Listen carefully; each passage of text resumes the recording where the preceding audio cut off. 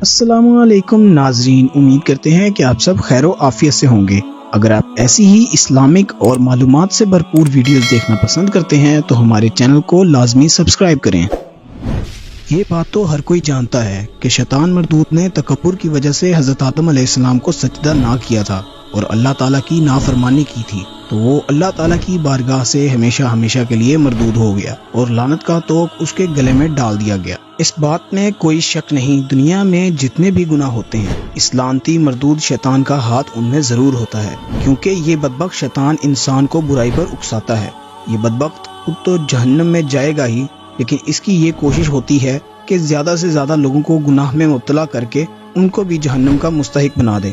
ناظرین، کیا آپ جانتے ہیں کہ جب اللہ تعالیٰ نے لعنت کا توق اس کے گلے میں ڈالا تو اس کی شکل و صورت کو کیسا بنا دیا؟ یہ دکھنے میں کیسا نظر آتا ہے اور اس کی شکل و صورت کیسی ہے؟ اور جب اللہ تعالیٰ اس کو جہنم میں ڈالے گا تو اس کو کس قدر عذابات دیے جائیں گے اور اس کو جہنم کی کون سی خوفناک وادی میں رکھا جائے گا؟ اور کیا اللہ تعالیٰ شیطان مردود کو کبھی معافی کا موقع بھی دے گا یا نہیں؟ ناظرین، تو آج ہم ان تمام سوالوں کے جوابات قرآن و احادیث کی روشنی میں آج کی اس ویڈیو میں آپ کو بتائیں گے، لہٰذا ہماری آپ سے گزارش ہے کہ ہماری ویڈیو کو اینڈ تک لازمی دیکھیے گا۔ پیارے دوستوں، روایات میں آتا ہے کہ قیامت کے دن آگ کی ایک خوفناک کرسی بچھائی جائے گی اور اس کرسی پر شیطان مردود کو بٹھایا جائے گا۔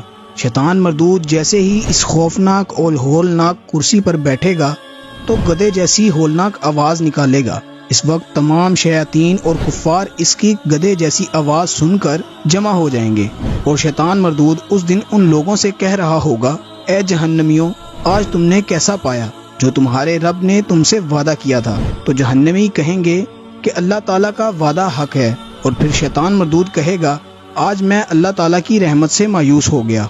اس کے بعد اللہ تعالیٰ فرشتوں کو حکم دے گا کہ شیطان مردود کو اور اس کی پیروی کرنے والوں کو لوہے کے گرزوں سے مارو۔ چنانچہ اللہ تعالیٰ کے حکم کے مطابق شیطان مردود کو لوہے کے گرزوں سے مارا جائے گا اور اس کو دردناک سزا دی جائے گی۔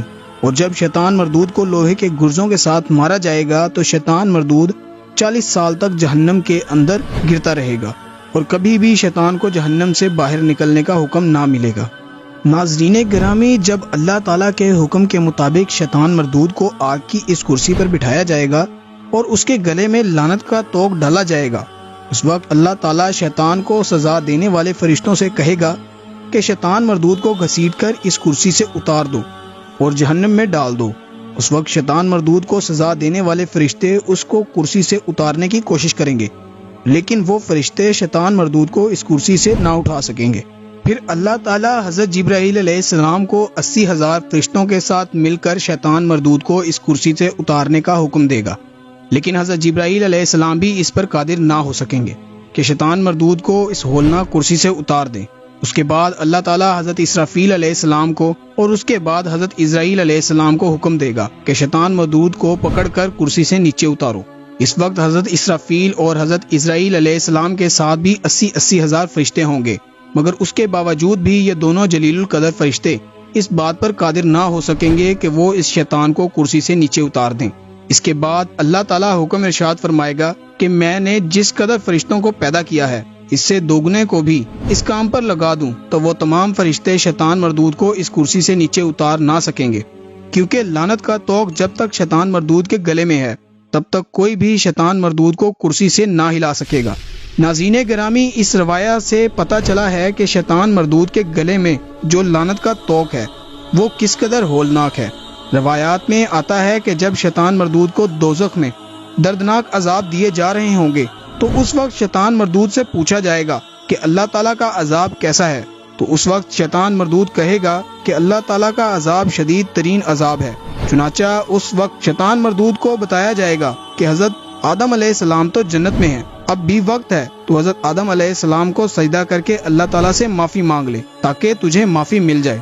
تو اس وقت شیطان مردود اللہ تعالیٰ کے دردناک عذاب میں مبتلا ہونے کے باوجود حضرت آدم علیہ السلام کو سجدہ کرنے سے انکار کر دے گا۔ اس بات پر شیطان مردود کو دوسرے جہنمیوں کے مقابلے میں 70,000 گنا دردناک اور شدید عذاب دیا جائے گا۔ ناظرین گرامی، روایات میں آتا ہے کہ اللہ تعالیٰ شیطان مردود کو ہر 1,00,000 سال کے بعد جہنم سے باہر نکالے گا اور حضرت آدم علیہ السلام بھی جنت سے باہر تشریف لائیں گے۔